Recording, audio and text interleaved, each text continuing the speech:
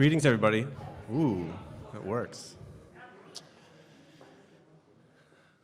To the friends and family here with us at Artist Space in New York, and to all of our viewers online and at home, good afternoon. Welcome to the Memorial for Milford Graves. My name is Mark Chrisman of Ars Nova Workshop. It's quite an honor for me to be standing here in front of you, to say the least. On behalf of Ars Nova, Artist Space, and the family of Milford Graves, thank you so much for joining us today. Today we honor, of course, and celebrate the extraordinary life and work of artist, polymath, professor, husband, father, grandfather, and so much more, Milford Graves. Today's event is in conjunction with the exhibition, Milford Graves Fundamental Frequency, currently up until January 8th here at Artist Space in New York. Fundamental Frequency has been generously supported by the Robert D. Bilecki Foundation, Corbett versus Dempsey, Martin and Rebecca Eisenberg, and Joe and Nancy Walker. Our hope today is to channel and even return just the slightest positive energy and profound impact that Professor Grave has had on all of us. I'd like to read a statement from one of Professor Grave's contemporaries, Henry Threadgill, to which I think we can all relate. It's a great thing to see the power of Milford's contribution as seen in the exhibitions and gatherings in his name around the country. I expect this to continue as recognition of his science and artistry is discovered more and more. I'm in that number who is still finding substance in his explorations. Do have a great and happy time in his memory. So yes, let's have a great and happy time in Professor Graves' memory today.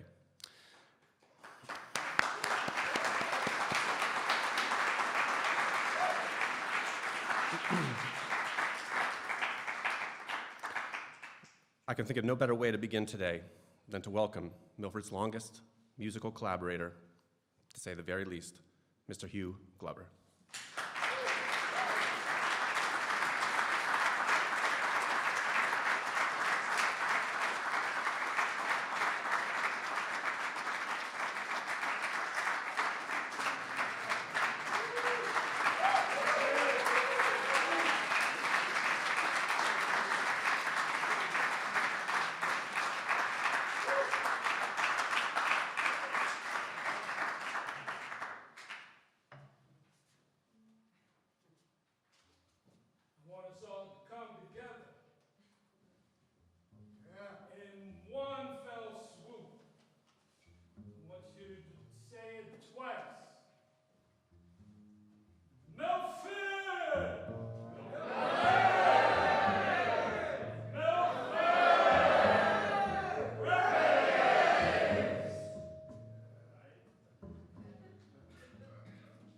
I'm no Avery Brooks, and when Don Pullen was eulogized, Avery Brooks was that big actor that was on, I called it the Black Star Trek, because it was on Channel 9 or Channel 11, but he was the Captain Kirk of Another Space Travel, because Avery saying it, turned the place out.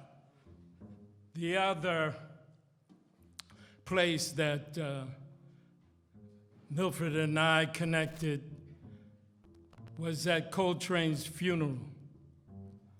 And you may or may not know, but Albert brought his horn, Albert Eiler. Milford started off setting up the atmosphere. Albert's horn never got in his mouth because I think Albert realized he couldn't play a horn behind Milford. Imagine this, we're in the top part of the church and there's a ceiling. Milford's sound was so uplifting that it was like we were floating in God's kingdom. So Albert, he wasn't going to play like he usually played, but being a man of faith himself, he started the chant. I can't do Albert's chant, but I want us to see if we can't do a version. I got William Parker, Mr. Reliable William Parker, behind me.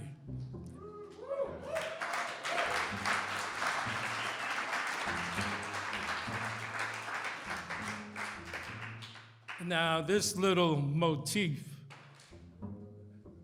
is a layer on top of a heartbeat. Boo-doom, boo-doom, boo-doom. Come on, join. Boom-doom, boo-doom, boo-doom. Keep it going.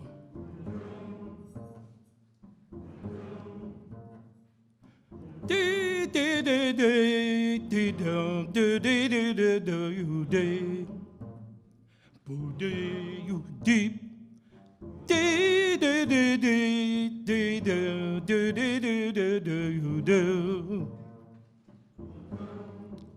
Oh, do you do? Oh, do you do? Oh, do you do? Oh, do you do? How do day day day day day day day day day day day? Oh, do you do? Do? Oh, do you ooh ooh ooh ooh ooh ooh ooh ooh?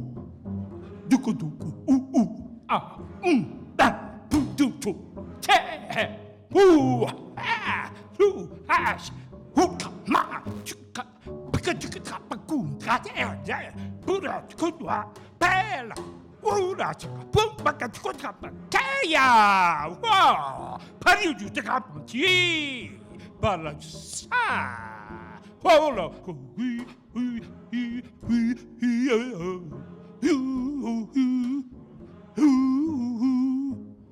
Milford, Milford, Milford, Milford, Milford, Milford, Milford. Oh, I think y'all are set. I think y'all are ready. You got the mood. Keep it. I got to tell you one thing. You're going to hear a lot of stories. Everybody has something to say about great things Milford achieved. I got a little story between Milford and myself. We, at Milford's leadership, we went to Festac in 1977.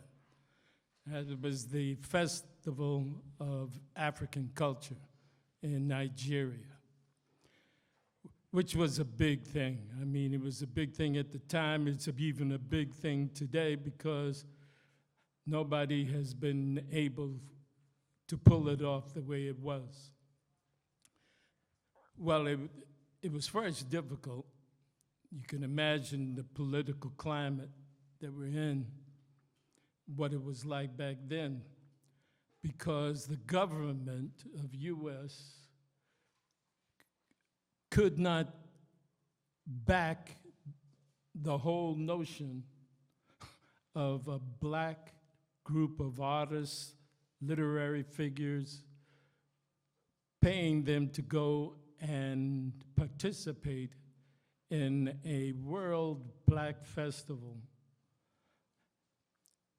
So, would you believe it, when we finally got it together and get on the plane that they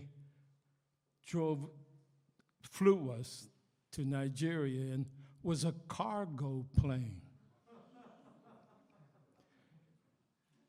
They had just put in seats, just like they took the Afghan refugees and brought them out. That was the way they took us to Nigeria. The point being, in case you ain't hip to what I'm coming from, they took us out of Africa in a cargo ship. So they were taking us back in the equivalent by air. So I'm gonna cut it down. So there was this ceremony because they had representation from every black nation, state in Africa, including the diaspora, as far as Australia, the Aborigine. So starting at A, like Algeria, all the way down to U for Uganda, let's say, and then United States, they all processed into a stadium, just like Yankees, a track stadium. So like Van Cortlandt Park, something like that. But so you can imagine all these different diverse black cultures all showing their best. Costumes, however, there was few, I think, from North Africa. They were there on horseback with these 19th century carbines and so forth, and I mean wearing very opaque colors, rainbow colors. I mean, but they looked mean. There was nothing effeminate about the way they looked. So here we have this American contingent, and we know we got to process. So the question becomes, what are we going to do that best represents all of us? Well, we had, y'all remember Barbara Ann Teer?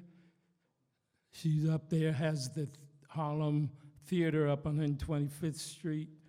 Well, she had a drama group. There was a ballet group from the West Coast. There was some brothers from Chicago. There was some brothers from the West Coast, the prison brothers. I've forgotten the name of the prison. Anyway, what was it? Well, anyway, what's her name was, she was raising money for him, Angela Davis, yeah. So when it came to Milford and myself, because people were saying, well, we're gonna sing a Negro spiritual? No. Are we going to, everybody just do their own thing? So when it came time for Milford, and he was one of the last. Now you gotta imagine this as much as I can get you into it. There's a stadium is filled with a good maybe 25, 40,000 black folks, and they're all sitting on bleacher type seats. Well, we're going around a track, a regular track, quarter-mile track. And Milford, as he bends one curve, Milford was a track man, at Boys High, all that. He was in the bend relays, so he was no jive. Well, Milford breaks out all of a sudden, and when he does a Muhammad Ali shuffle, the whole mass of these black people in the audience, all of a sudden they're yelling, Ali, Boombaye, Ali, and they run down on the field. Well, when they ran down on the field, all of the police, the guards and so forth, see, in Nigeria, it ain't like here. They may not carry a pistol, but they carry knotted clothesline.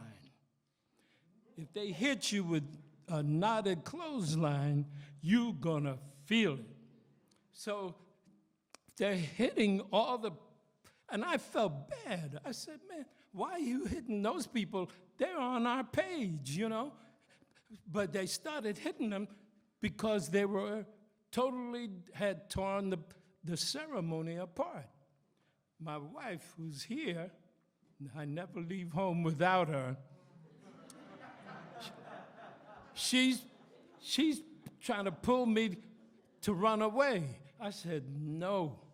That's the first thing you learn in street demonstrations. You never run away, you run to the center, if anything. So we walked right in the center. We never got flogged. My point being, you can never underestimate the influence, the global influence of this dude coming out of South Jamaica, hanging with, I mean, I have other stories when we were still at Festac, and we came in the midst of a negotiation between Togo and Benin. We didn't know it. They treated Milford and myself like we were dignitaries from the most powerful place on earth. So don't underestimate. And those of you who have had the benefit to be touched, keep the fire burning, because the mission is not complete. Have a good one.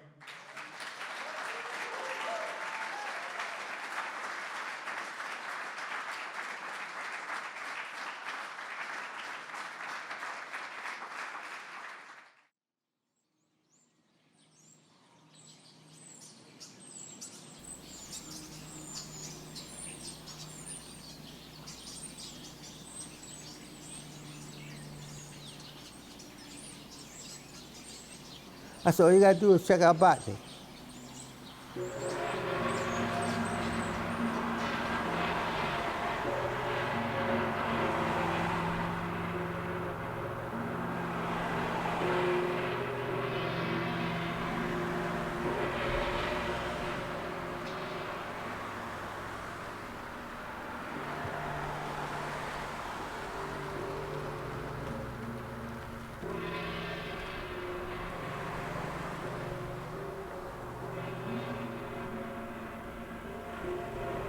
I think all the information is coming from, you know, it's out there just feeding us, man. It's just feeding us. And they always give us one key, we always get one example of how energy from the outside of our body is causing certain things to take place inside. That's ultraviolet radiation from the sun that causes vitamin D. Manufacturing vitamin D through the skin. That's telling us something right there. You see, that's just one. You know, the rest of them, maybe we haven't figured out yet. You can imagine, we've been probably bombarded with so much, man.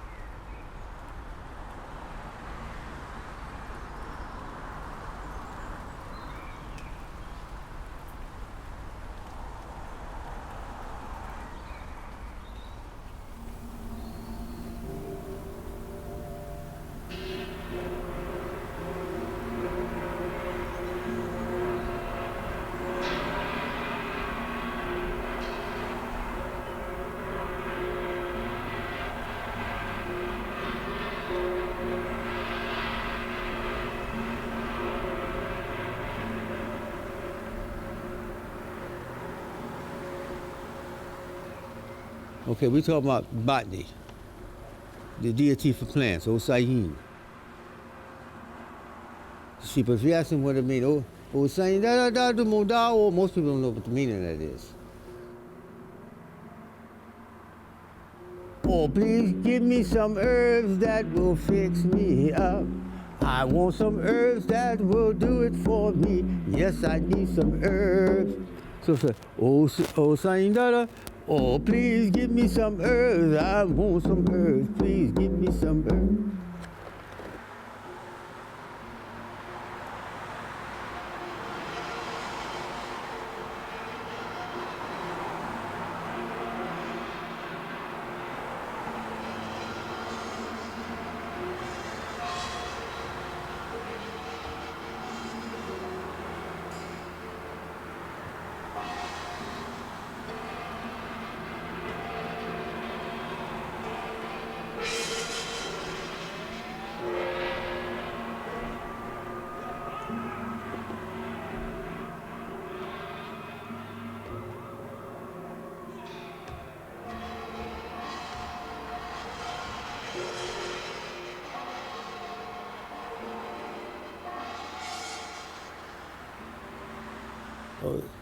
Say da da da da mo da o.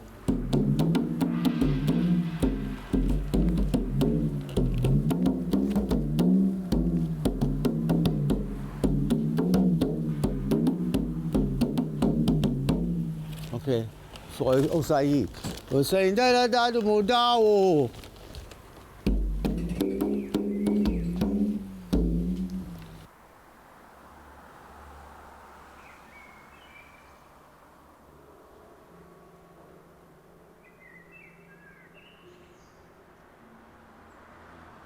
But I know if you're talking about relating what you do to nature, man, you know what I mean? If you relate what you do to nature, man, then everything falls in place, man.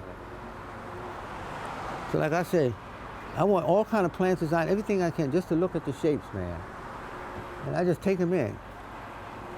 And boy, they'll start focusing. That's all you're seeing, man. Nature, man.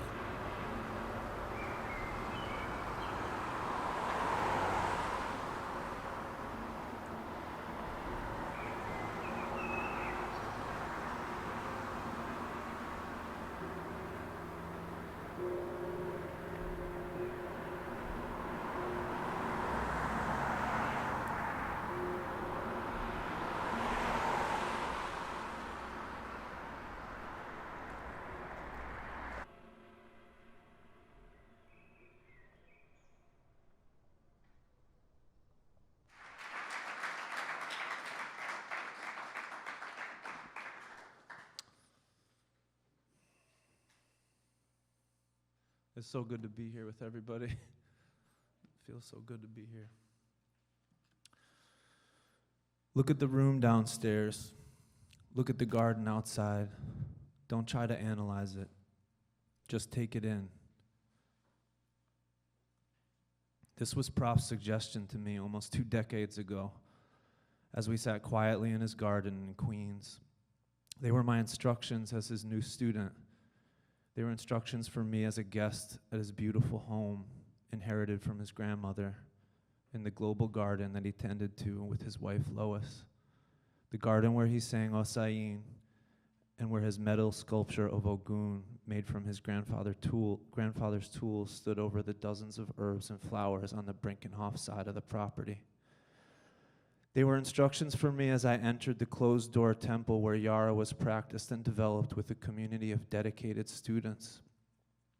They were instructions to me in my role as lab assistant at Bennington and in the basement lab, inside which stacks of audio cables twisted and turned like neurofibers between dozens of computers, subwoofers, amplifiers, and monitors. Ultimately, these words became the instructions for me as a filmmaker, creating a portrait of Prof. And then they became instructions for the audience of the film, who came to experience Prof through Full Mantis. The rest of the quote went, "Look at the room downstairs. Look at the garden outside. Don't try to analyze it. Just take it in. That alone will do something to you. Just pay attention to the birds and the insects and the way everything is flowing out here. Listen to the sounds coming from the street. That alone will do something to you. I believe what he was saying to me was, I have faith in your creativity. I have faith in your senses, your 5-part harmony. I know you can come in here one way and you can leave different. I know you can experience me as I experience you. I who am greater than the sum of my parts. You who are greater than the sum of your parts. I want you to experience this sanctuary that I've made, not catalog it. I've made a sanctuary deep inside myself, just as I've done with my surroundings. People who come here, they sometimes feel like they have to take something from here, yet there's nothing to extract. There is only the encounter, this encounter. There is me and there is you, and there is the third thing that makes the triplet, which is all that me and you conjure up and let in. That there is the sacred three, this third thing, this triplet structure, this trinity. It's rolling, and it flows at the periphery of the frame, moving to the center only if you relax and let it in. You can see it from the corner of your eye. You can sense it in the shadows and in the wind. This third thing is ours, and it is powerful. Nurture it with me like we nurtured the garden. Earlier, before setting foot in the garden, in 2002, I attended his solo concert at the Fine Arts Center at the University of Massachusetts. The performance for me was cataclysmic. The music itself was phenomenal, but what struck me most was the physical, embodied impact that the performance had on the crowd. When the lights came on after the performance ended, everyone's faces were flushed. People around me were talking about feeling their heartbeat shift, and there seemed to be a palpable sense that a real energy transfer had taken place. This was a vision of music as energy, music as a psychophysical, spiritual substance with the power to change one's body and one's mind. I saw it again years later when we projected a Super 8 reel of the footage from the Japanese School for Children with Autism. A crowd transformed. A young child who was self-soothing, nervously rocking, pulling out his own hair, fearful and tense, and closed off at the beginning of Min Tanaka and Prof's performance. At the end, this child was dancing directly in front of Prof's drums. His eyes locked on Prof. Prof's eyes locked on him. He listening to Prof listening to him. And then this beautiful child played the drums with Prof in a scene not included in Full Mantis. That's what's about to happen here. I was so taken by this experience at the UMass concert, I eventually quit my job, found a job in Vermont, and was compelled to present myself at Prof's door. I waited for almost an hour, and when he arrived, I asked him if he would take me on as a student, even though I was not enrolled as a student at the college. I was nervous. I was meeting a hero, and I had projected onto him all my naive notions that come with that. I think I was protectively front-running a sense of rejection by convincing myself I'd be turned away on the spot. I was tight. I was scared. After I spoke, he looked me up and down and said, "Come on in, we'll see what the story is." Without another word, he directed me towards the drum kit in his studio and told me to start playing. My hands sweaty. I imagined all sorts of ways I'd be criticized or told to come back after a couple more years of practice. "Was it too hot down there?" as he said to David Murray in Speaking in Tongues. David responds, "It's not every day that you play with Milford Graves." To my surprise, though, when I started playing, he got on the upright piano and we played together, improvising. I could feel the nervousness subsiding as I became elevated inside the force and flow of his music and creativity. The magic carpet, as Hugh Glover would say. He met my fear with the generosity of spirit and playfulness I came to experience and witness over and over again across the next 20 years. It was the same generosity hinted at in the scene in Full Mantis, the shot in the garden where Prof eats the water spinach while its roots are still in the earth. The same South Jamaica Queen's earth that was tended to by his grandmother, grandfather, his wife, and his children. "I eat directly from the plant to get all the solar energy," he said. The shot ends when Prof looks at the camera and says, "You want to try this one?" The next image on that reel, not included in the film, is a shot taken by my friend Marcus of me eating the water spinach just like my professor, and then quietly sitting together as we let the solar energy through. I've taught my daughter Lena and my neighbor's children to engage with solar energy and the incredible power of photosynthesis this way. My infant daughter Luce, she'll learn this next spring when our garden produces its first food. Most of you here know that Prof had an incredible power to take in negative energy or challenging energy and transform it into positive energy. As he said in a 1980 interview, that negative force coming at me, I want that. He once told me a story of a road rage incident on the BQE. There was a small accident. The crew in the other car got out. They had bigger muscles. They were ready for violence. Prop said he hopped out and presented them with his cat style. And after a loud meow, the situation turned comic and de-escalated. I witnessed this ability to charge challenging encounters with lightness and joy multiple times firsthand. On our way to the Full Mantis premiere in Rotterdam, our driver, curious about Prof, who was sitting up front, asked about our film. Oh, you are a musician? What kind of music do you play? Any musicians here ever fielded that question? What kind of music do you play? Prof offered an atypical answer for him, maybe because he could tell the driver's English wasn't great. I play jazz, man. The driver responded, I hate jazz. I was in the back seat, and I was ready to tell this guy to fuck off. What more is there to say? You disrespected a master who's devoted his life to his art. Just drive. I didn't say that. You know, I said that to myself. Prof, however, took it as an opportunity to go deeper with this new encounter. Prof was always looking to go deeper. Oh, you do? You hate jazz? What kind of music do you like? The driver responded, classical. Yeah, I like the classical set too. They had me playing with the symphony in New York, you know, to mix it up. In this conversation, the Dutch driver eventually was overcome by Prof's charm and vulnerability, and when we pulled up to the theater, he got out to help Prof out the door and hugged him. He then bought a ticket to the film. And after the film, later in the evening, he was there for an epic Q&A where Prof emerged from behind a curtain after the credits and surprised the sold-out crowd who erupted in a standing ovation when he proclaimed, I'm here. On another occasion, Prof, Akash, and I had a gig playing at a not-to-be-named contemporary arts center located behind a gate in a wealthy suburb on a polo field. The artist who was showing must have convinced the institution to hire Prof for the opening. But when we arrived, the artist was nowhere to be found. It was raining. Prof was already having trouble walking. The field was wet and muddy. We had drums to load in. The security guards made it clear they weren't there to help us sort anything out. They made us park far from the tent where we were to play, behind the high-end caterers that had a pig roast going that looked like it was out of some sort of Roman outpost. Pigs splayed in X's up and down the rolling hills of the property.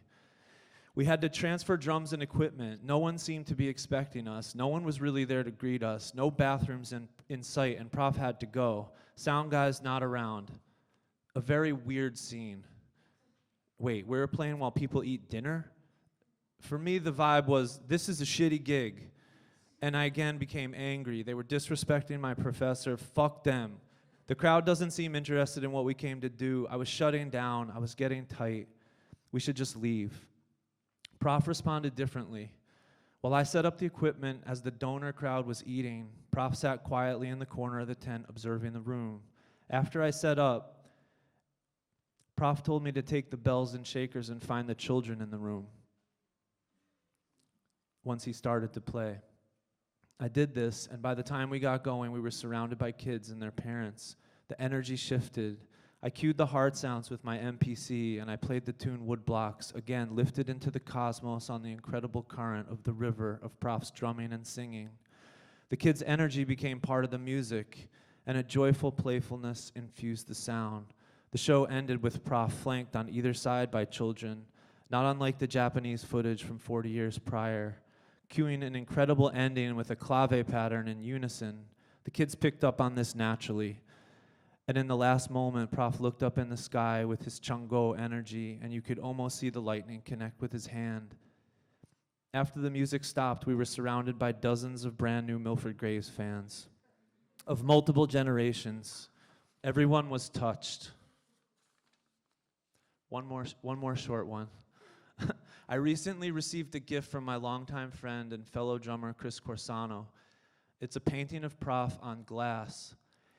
I keep it next to a large window that gets morning light, which shines through the image, changing colors as the sun rises.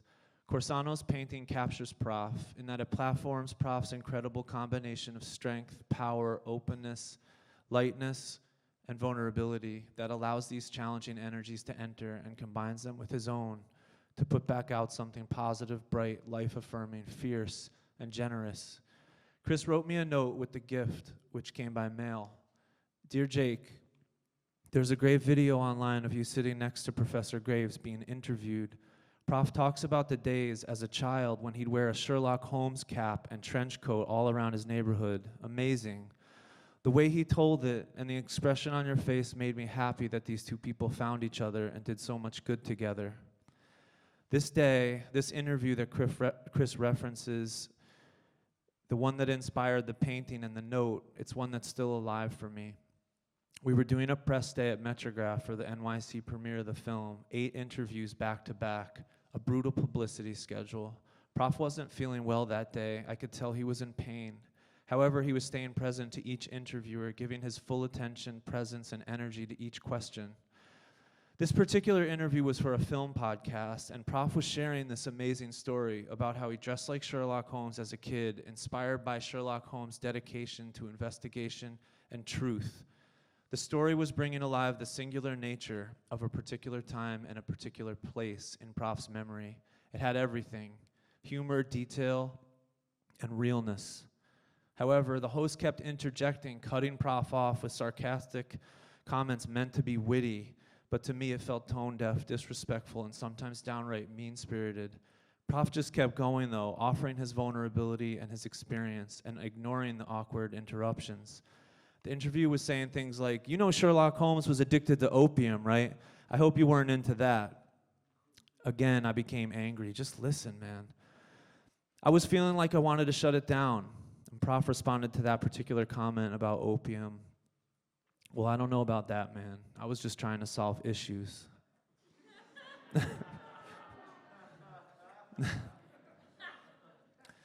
Everyone laughed, and over the course of the talk, the interviewer's ironic comments had become more infrequent, and finally they ceased. He was won over. He could tell he was in the presence of a remarkable person, and it was best to just listen. Both the interview and his assistant were beaming by the end. Prof had touched them. Later that day, we were stuck in traffic on our way back to Queens from Manhattan. I was driving the green minivan. He was in the passenger seat. Anyone ever drove with Prof in the passenger seat? He was telling me to take this access road or that access road. Get off here, get back on there, use the Jackie Robinson, get back out on Linden, take a U-turn, take the Grand Central. It was all in vain. It was rush hour. And during a standstill in the traffic, he revealed the extent of his health prognosis. I remember quietly crying as I was trying to take it in. Lately, I often sit with him in my attic studio, queuing up the many hours of video footage, all contained in a gaggle of hard drives, listening to our last few exchanges, letting it in, watching him play, experiment, and enthusiastically demonstrate his newest painting or sticking technique, even through all the pain he was suffering. In his final months, Prof became more and more focused on breath, wind, and waves. We discussed the Hebrew word ruach, which translates to the English words breath, and also breath of God, and also wind. In Latin, the word for breath, spiritus, it also doubles for wind. In the Bible, in Genesis 1:25, it's before, not after God drops his iconic line, "Let there be light," that we are told the earth was without shape or form. It was dark over the deep sea, and God's wind, or God's breath, swept over the waters. Our sense of hearing being the translation of minute waves and patterns in moving air and wind, stimulating the membrane, the tympanic membrane, activating the cochlear nerve. Everyone who knows Prof knows he was into ear anatomy, all anatomy, always looking deep inside.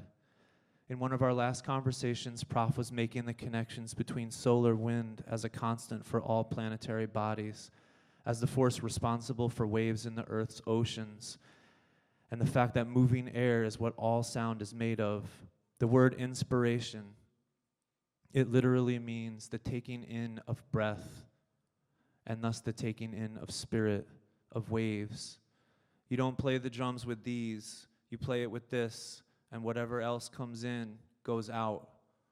Wind over the ocean, creating waves and tidal patterns, breath and wind, the animating force of life, the animating force of sound and music, and the animating force of the universe. In those last months, we saw Prof in the lab. Prof's lab was himself. He was singing through tubes into water, making waves and sound. He was breathing onto his drum skins and into the transducers of his stethoscopes,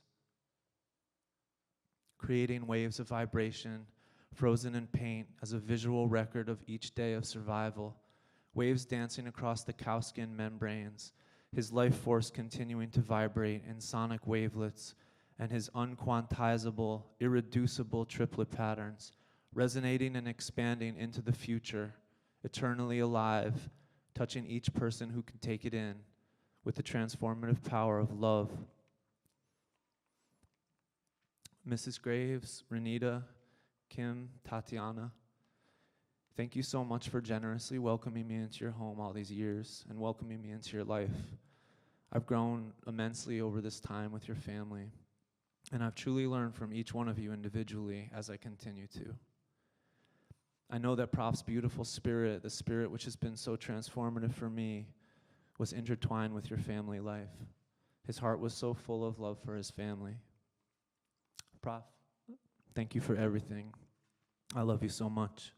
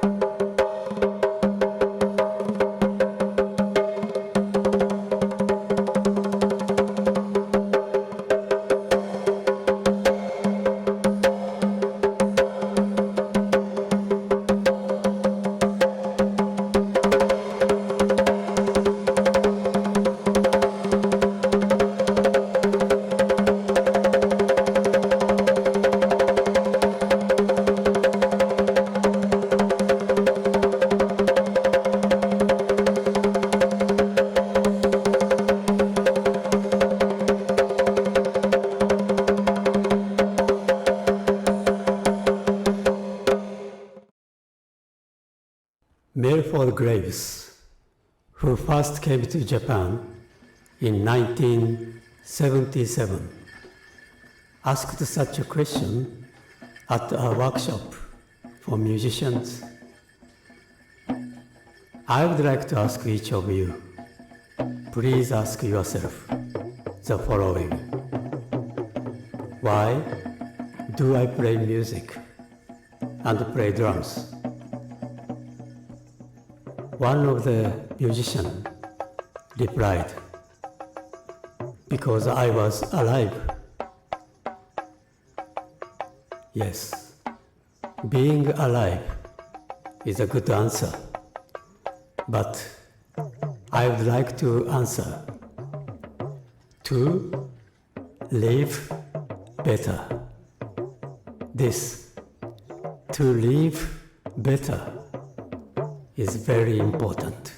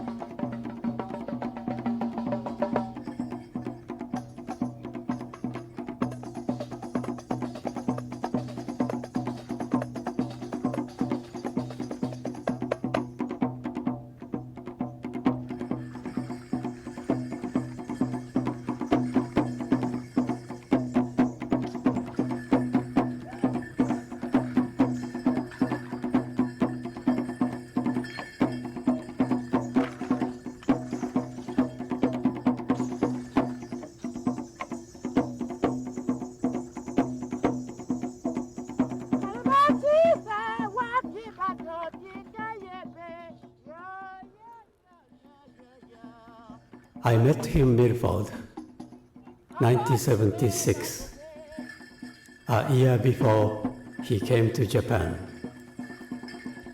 He was no longer just a musician. He developed yara, studied herbal remedies and acupuncture, and pursued the relationship between music and the human body, in particular, the blood circulation and respiration symbolized by his music, Babi.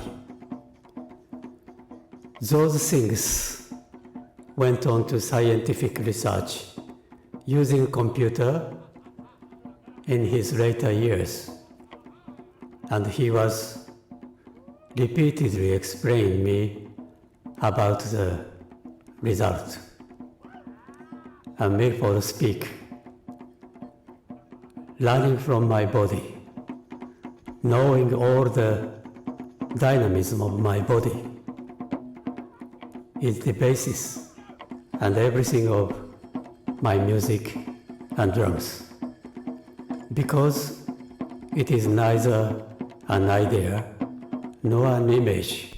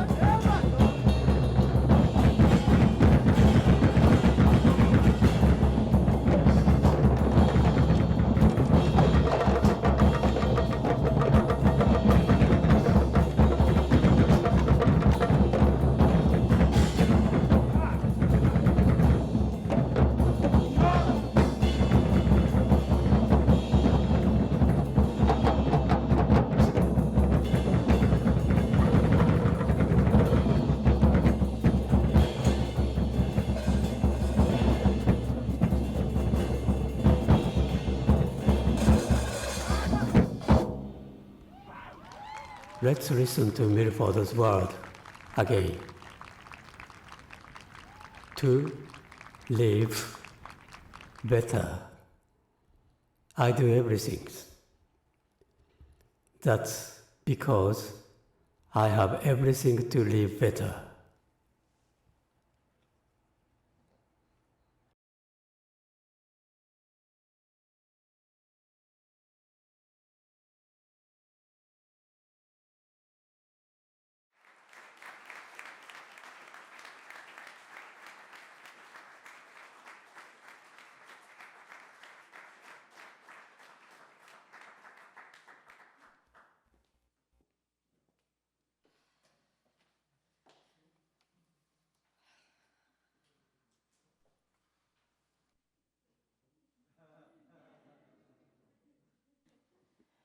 I was looking at this podium, I was like, I might have to ask for a step stool.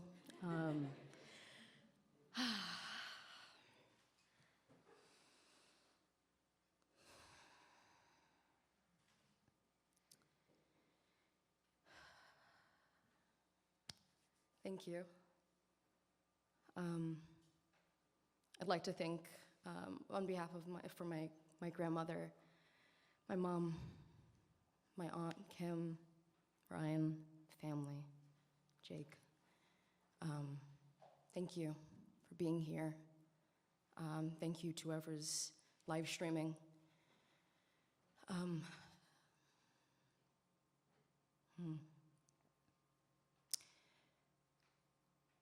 From what my grandmother was saying to me, I think that's the perfect words. He's the rock of my family. The rock. He's the person that's brought us all together.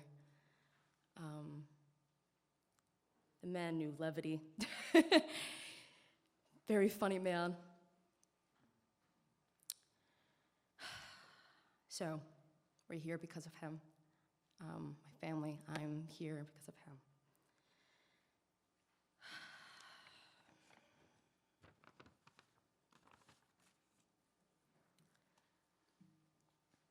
It took a while for me to start writing this speech right before the summer started. So little time has passed since my grandfather left this planet. It was also fresh, and it honestly still feels fresh. I'm thinking, man, how do I write the perfect speech using the perfect words to describe someone like Milford Graves and make people laugh? Get emotional, laugh again, while still very much processing my own grief. The answers I found to that question that have worked pretty well for me, to start writing very early, to be as kind as possible to myself while writing this, recognizing that this is my speech on my relationship with one heck of a man I am privileged enough to call my grandfather. Around the time when I first started writing this, I was looking through the many emails he sent me, starting from a day before my birthday in 2010. Not much can describe our relationship better than a look at the plethora of emails he sent me for almost a decade. Here are some examples.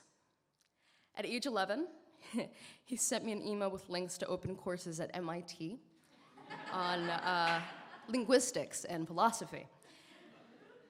Links for animation tutorials on how to use Cubase, a digital audio workstation.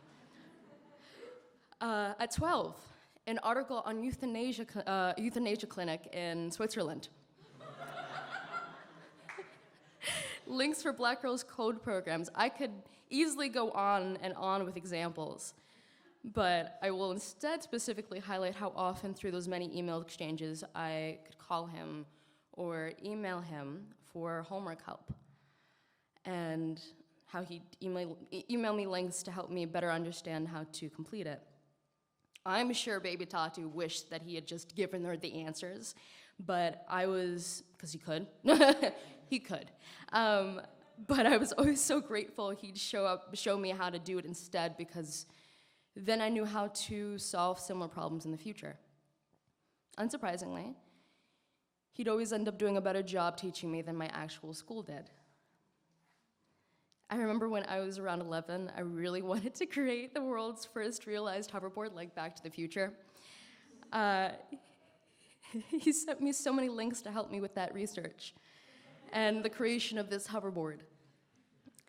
Anytime I called him, even if he had calls or his own work to do, he'd always find a way to get back to me and help me out. Over the summer, while writing this, I waddled up to my mom and told her about all these funny stories and lovely memories I have with him that suddenly started rushing back to me. One funny memory, being the time I had sprained my ankle in middle school. I remember sitting in the nurse's office where my mom told me over the phone that my grandparents would be picking me up and would take me over to the hospital. Unsuspecting, a young 5th grade Tati waited for her lift to the ER. Little did she know, she'd literally be lifted to the emergency room. As the class period ends and kids flood into the hallways, in walks my grandparents. My grandfather, who lifts me up onto his shoulders, then walks with a purpose through the gaggle of kids as if to part the Red Sea, shouting, and I'm paraphrasing here, wait, we got an emergency here. It's an injured girl that needs medical attention. Watch out! I look back on this moment knowing that although I was in pain both literally and emotionally, because 5th grade ego was internally screaming, I can't help but think my grandfather is one of a kind and truly knew how to have fun and not take himself too seriously. I have so many memories of sleeping over, overly excited for the next moment, knowing that at some point during the day, my grandfather would call me down to the basement to teach me something new, and ended up having a conversation for like 2 to 3 hours, usually ending somewhere completely different from where we started. Excited to have a dinner that felt like a warm hug with 2 of my favorite people in the world. Excited for some rice stream and frozen blueberries with my grandma, with the sounds of westerns or boxing pouring into the kitchen from the living room. Excited for Saturday. I loved sleeping over when we were going to the farmer's market the next morning. My grandma would always make the best breakfast. Sometimes I'd help out one of them in the garden, and then it was off to the green van to the Union Square farmer's market. I wrote so many narratives in elementary school about sleeping over at my grandparents' house and playing in their garden. At first, when he passed, I kept thinking, I wish I said this or did that, because of course I did. I had to remind myself that I'm sure everyone and anyone human who cares about him thought the same thing. I had to take a moment to pause, step back, and think about my last moments with him. Early that morning, when I heard he wasn't really doing too hot, at around 7 a.m., I threw on some clothes, and 3 of some of my best friends on this planet drove me from upstate New York College to Queens. And I got to see him and talk to him.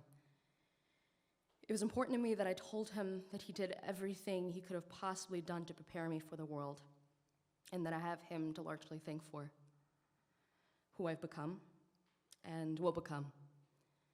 I thanked him for being the best grandfather and father figure I could have possibly asked for, and how proud I am and will always be of him. I then realized, through somewhat of a game of charades, since he wasn't able to talk much at that point anymore, he's pointing at the last gong he painted to show me. I told him it's beautiful. And then I continued to hold his hand as he gently rubbed it with his thumb before, not wanting to, I had to leave. It wasn't until I got back to my college that afternoon that I got the phone call from my mom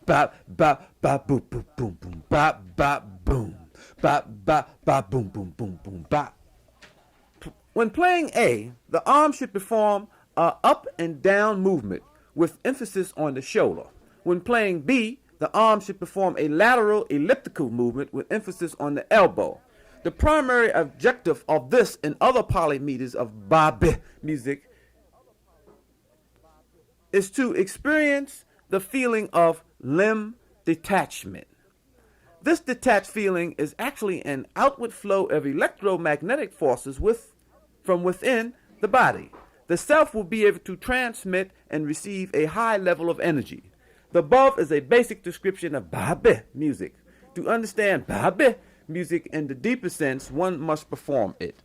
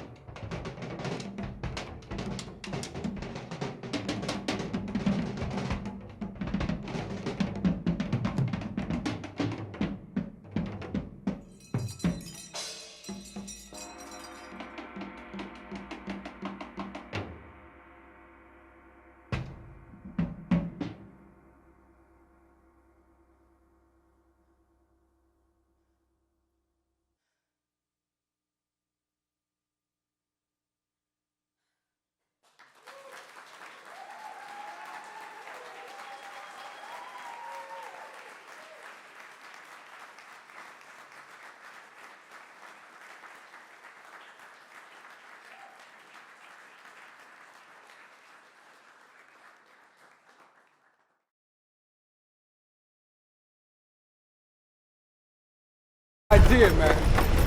So don't blame me for it, man. Come on, Pop. I'm gonna sit you up in here, man.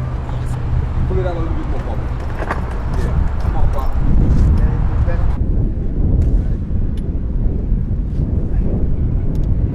This is not my best Bugatti, but it's close to it.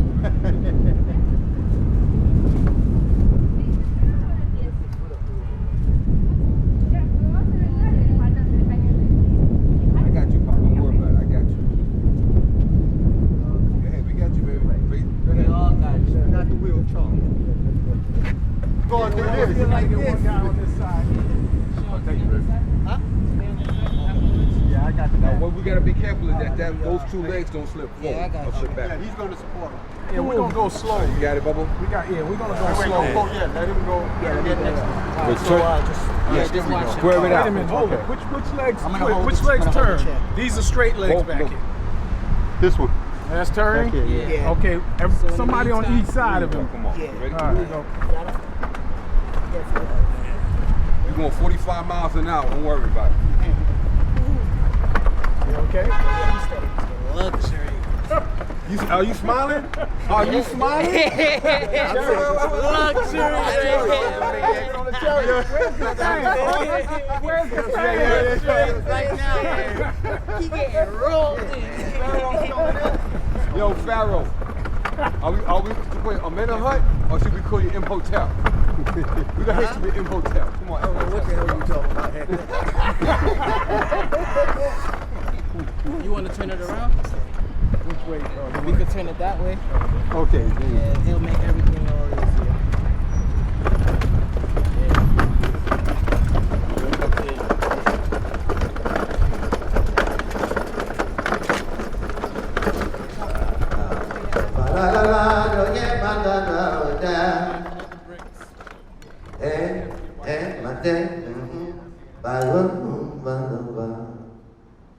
You see, boom, boom, boom, boom, boom, boom, boom, boom. See, I can hear that right in here. Boom, boom, boom, boom, boom, boom, boom, boom. So,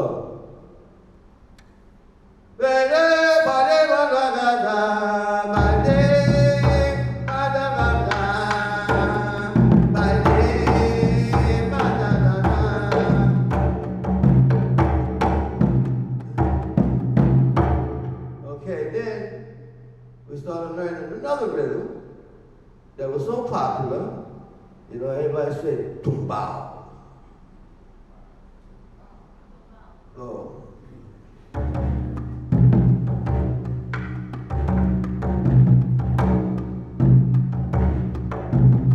And there's so many ways to play this rhythm. Get there.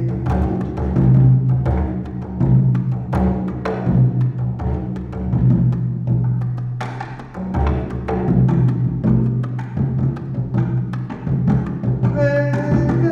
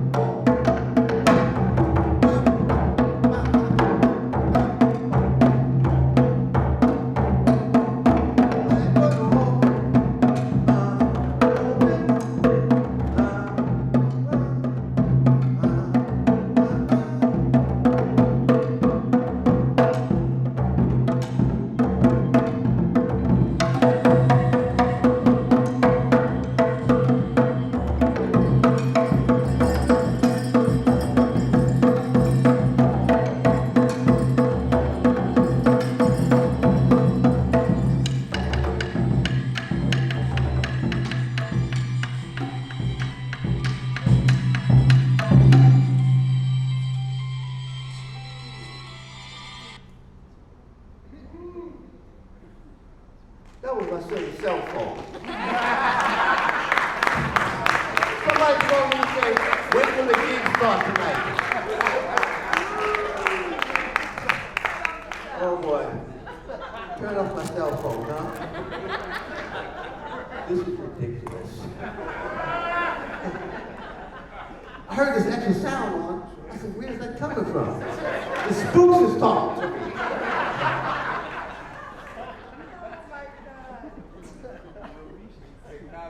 I don't like no dumb, dry concerts.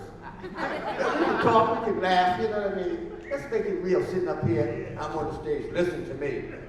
You know? And then after you give me some, bravo! Oh, please. You know? Come on, now I gotta see my settings. I gotta find them.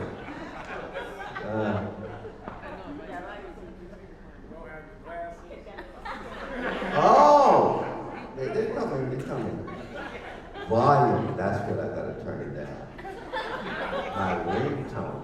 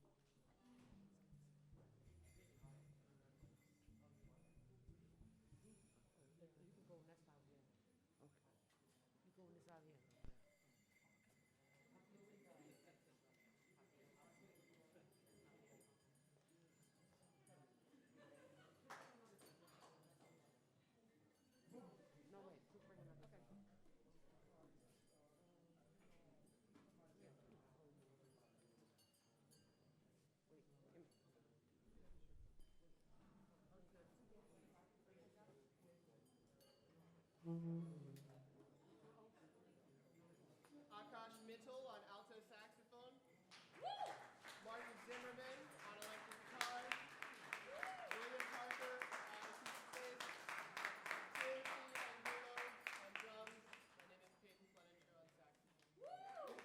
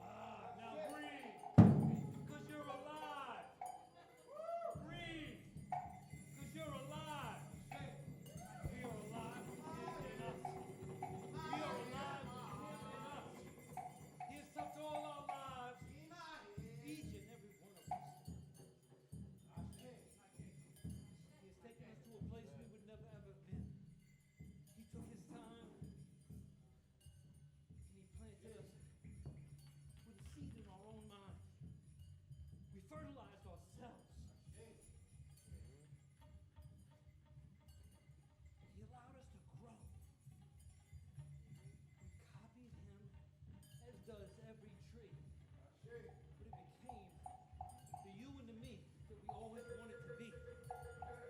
He showed us it was possible by doing the impossible. He made us free.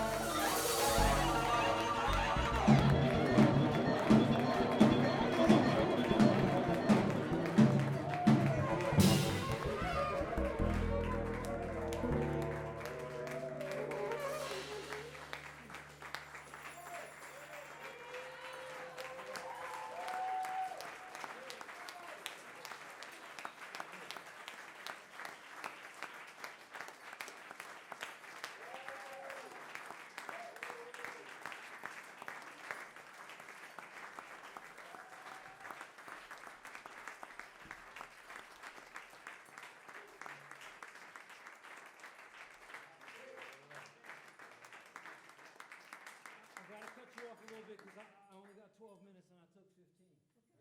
Okay, but real quick, my story, I was a young kid. I came in, I was spoiled as shit. I didn't have anything going on but the own ideas in my head about being great. Long and short, at a 3-year point after being with Milford Graves, I went back to doing what I was doing. And there was no one that could touch me. No one. Black belt, red belt, blue belt, ninja, non-ninja, cook, nobody could touch me. He said to me, "What are you gonna do?" I said, "Well, there's a couple of tournaments I wanna win, I wanna do this." He says, "What's more important than a tournament? What you do saves your life and others. What do you need with tournament points?" I left everything behind. I gave it up. And what I decided that was even bigger than that was I was not going to traipse all over the world anymore and protect anybody except my family and the family of the man who told me that I could be anything.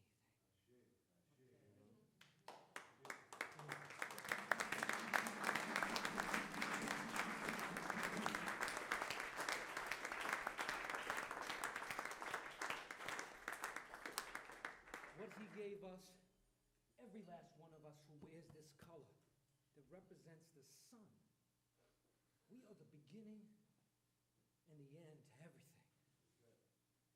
We are not anything less, and we're a whole lot more than we give ourselves credit for. It's not somebody else's definition, it's the one that we define ourselves with. For what? What are you doing? In the event that it happens, you never know. Just be ready. Let it be. Because it should never have happened that way. Milford Graves, 101. When he laid that into me, I saw one of the toughest nights of my entire existence. Had that night gone any differently, and I had not said that passage to myself, my children, my brothers who are here present, I wouldn't be here. Your husband, your father, your grandfather saved my life before I knew it was mine. Before I knew it was mine. My children don't call you Mrs. Graves. Your Mama Graves. Because that one couldn't say Mrs. when I first brought him down. I want to thank your family. Because I modeled mine after yours. You're the first family for me. And you lived in a multicolored house. You were my sisters before I had mine. All of these things are important.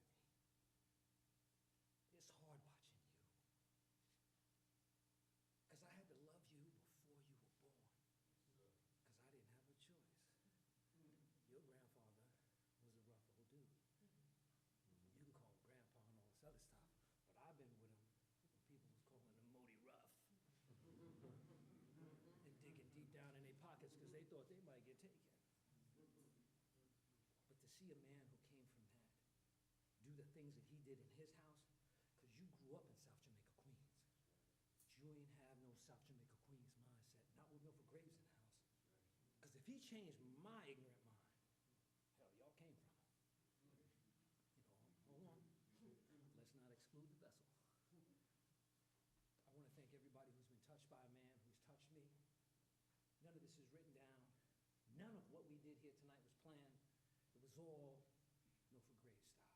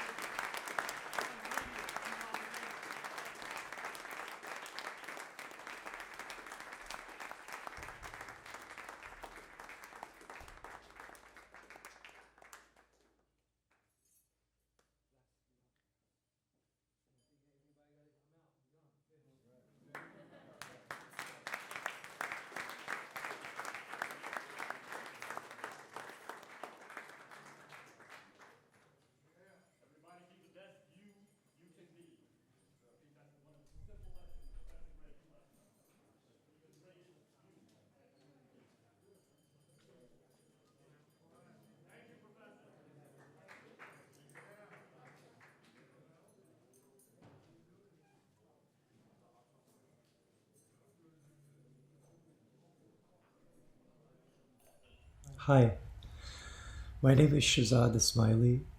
I'm geographically here in Biel, Switzerland right now to play a concert this evening.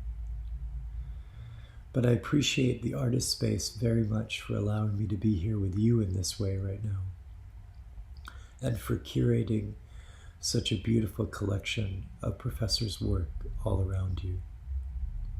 When I visited the artist space twice in the past months, I was deeply moved and inspired to be among the things that are there. The videos of professors' work as a martial artist, the interviews, the performances of him playing, the old posters, the old books, the sculptures. It's very, very, very well done. Thank you. I wanted to begin by taking 2 minutes and asking all of us collectively to sit in silence and focus on what the professor's presence brought to each of us, brought to our lives, to expand them, to make them more vibrant, to have learned. Let's begin.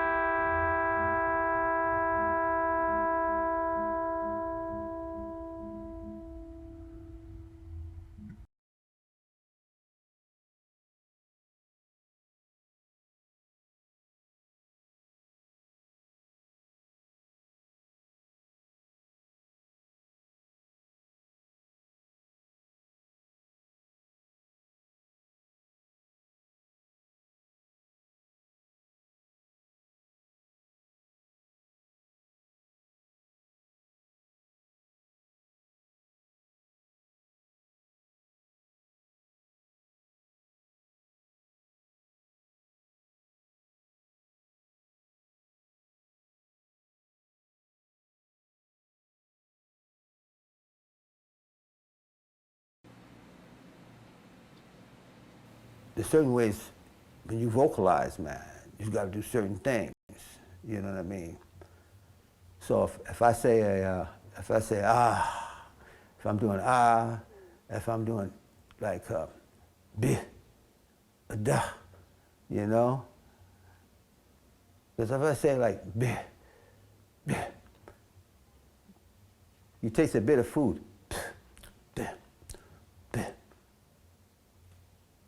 You got to see the anatomy that's involved and what that taste does. A sour taste. Oh,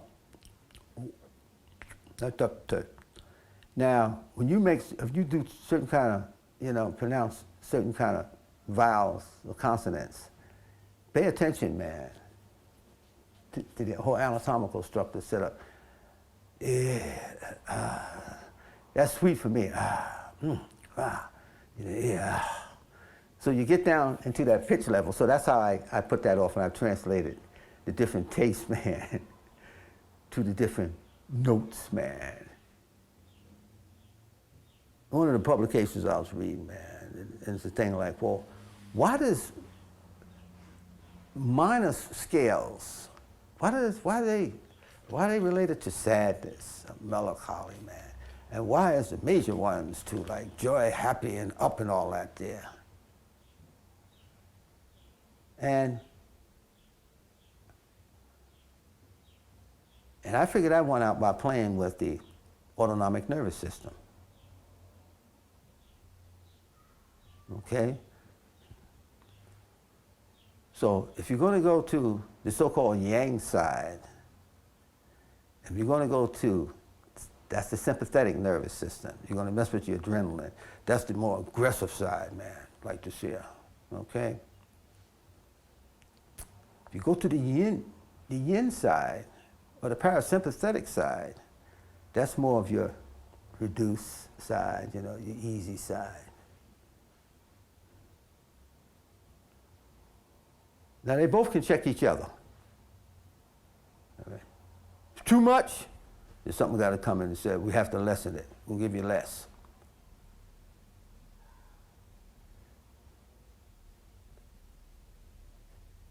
Sadness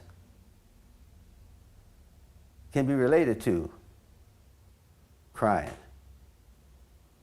People sad, they go to funeral, they cry, they feel all this down, they be crying, man, you know, like, and so on. Crying is related, or is related to your tear ducts. You secrete fluid from your tear ducts. Secretion from the tear ducts is stimulated by the parasympathetic nerves. That's a yin thing. That's parasympathetic. Now, what you have to learn how to do, man, and this is important. That's what I was telling you earlier. When you find that you're getting too sympathetic inside, man, you have to not so much cry, but you have to stimulate your tear ducts. Once you stimulate your tear ducts, man, you're starting to stimulate, you have to activate the parasympathetic nervous system. That's the calming effect. But it can't be excessive, okay? Because excessive yin, as they say, will turn into yang. That's a protective part of the body. It's going to kick in, man. The adrenaline is going to kick in. In order to cause secretion from your tear ducts, man, anatomically, you have to do certain things up in the upper part here, man. You see, the cheekbones, right on up here, temple area. And it's the way you drop down inside, man, you just go inside, man, you got to move your eyes just a little bit, man, you go down and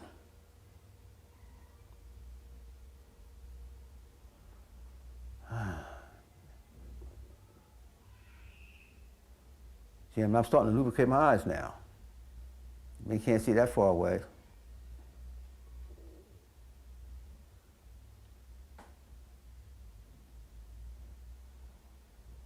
Yeah, so I brought tears in my eyes here.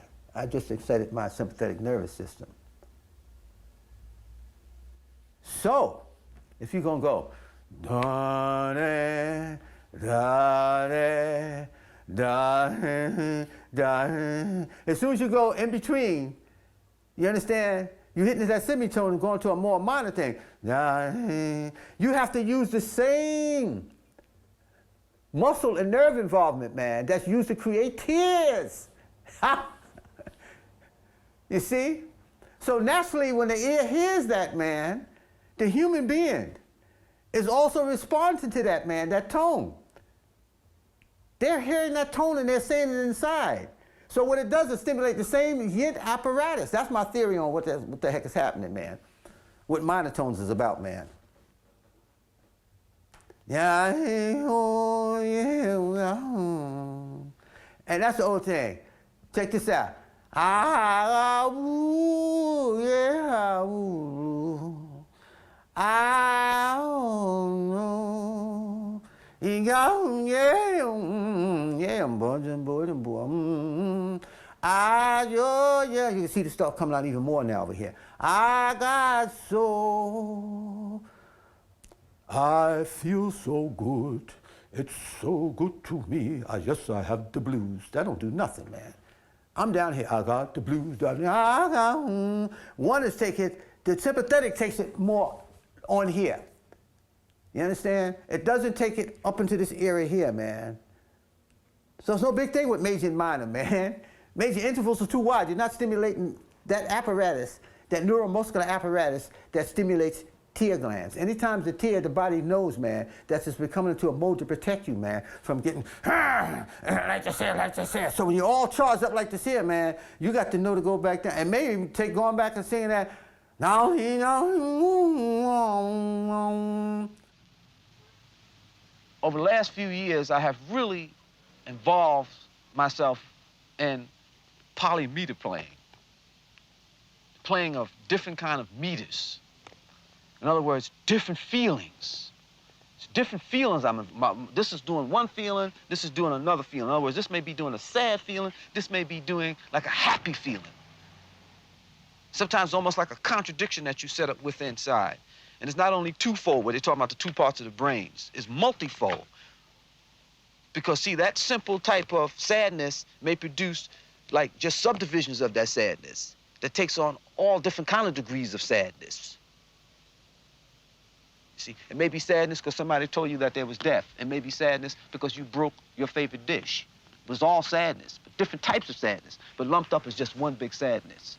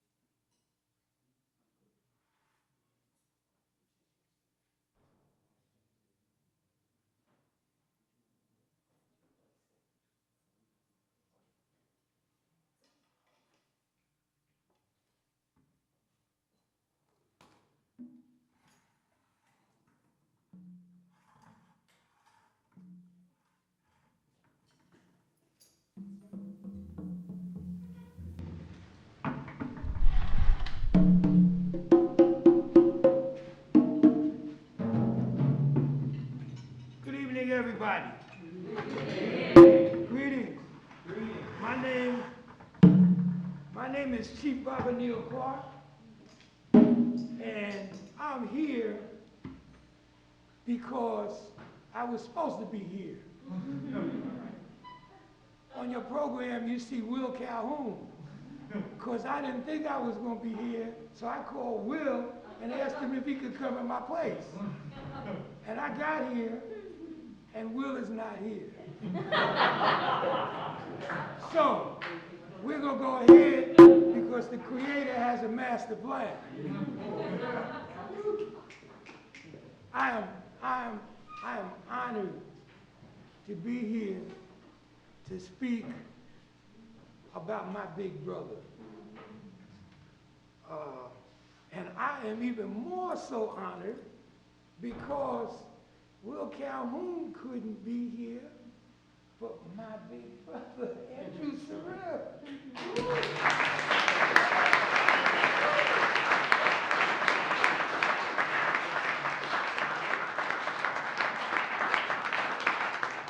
Is here.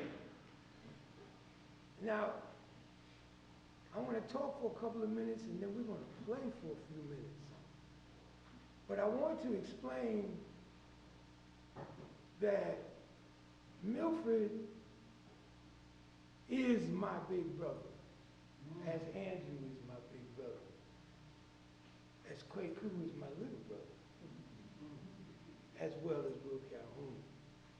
And there's a thing about the drum that comes from Africa.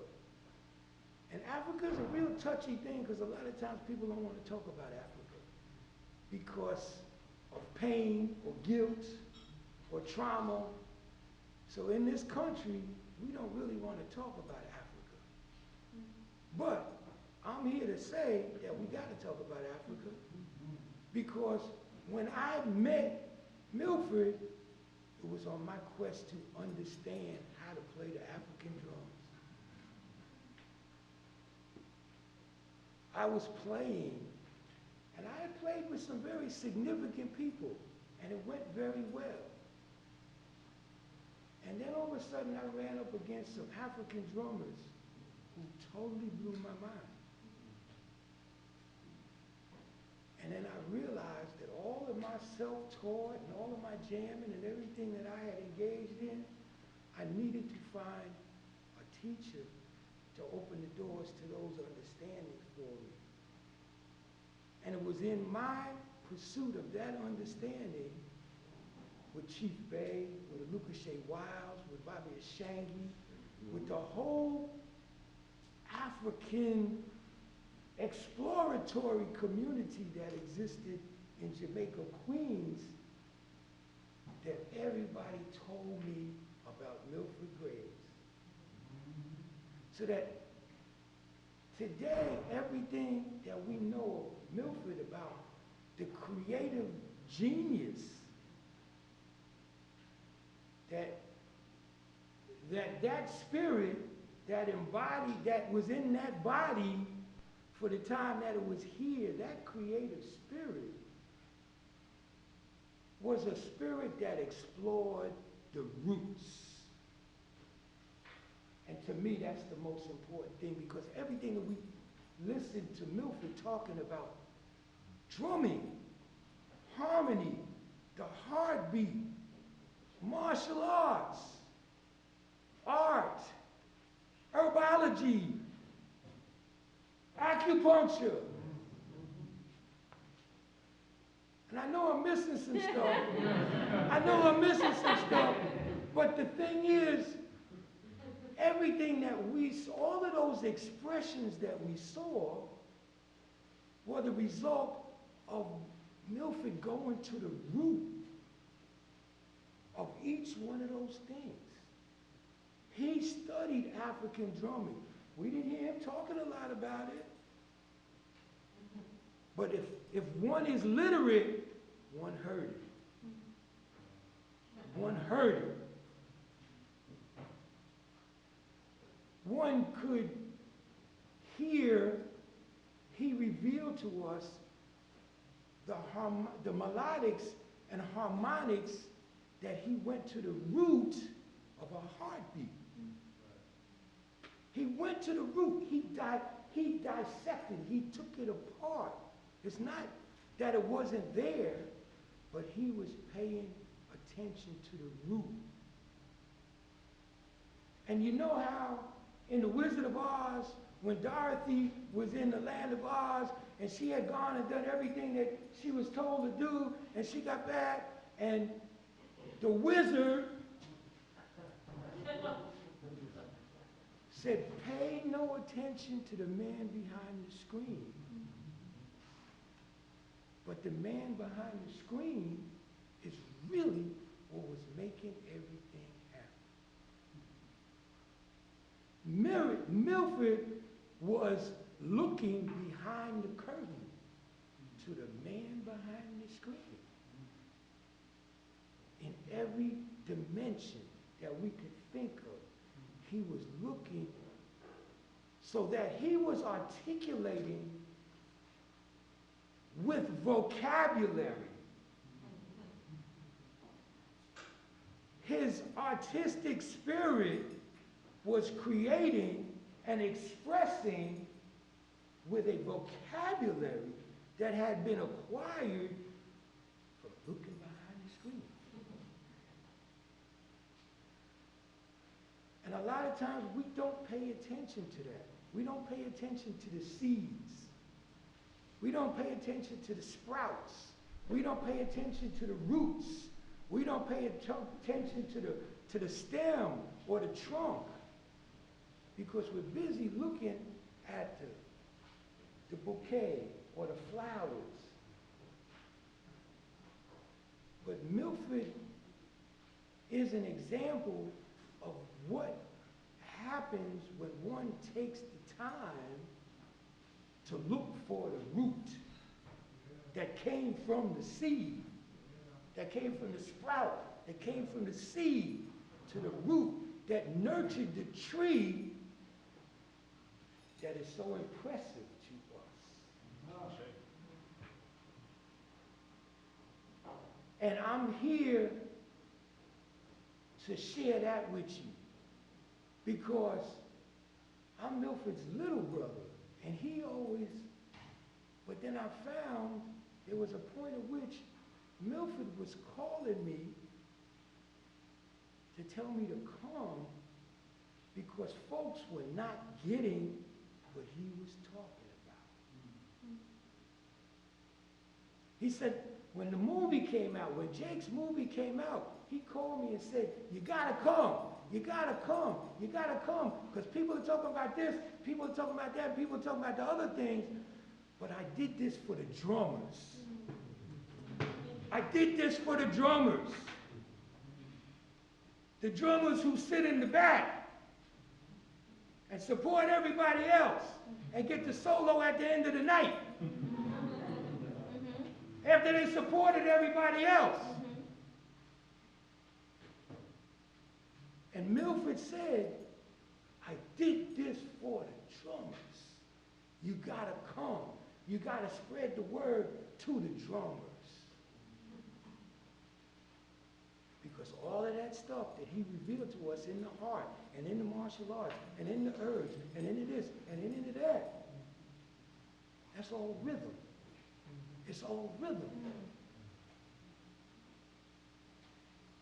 I spent many years with Randy Weston, and Randy Weston engaged me to produce a Day of the Drum with his residency at NYU.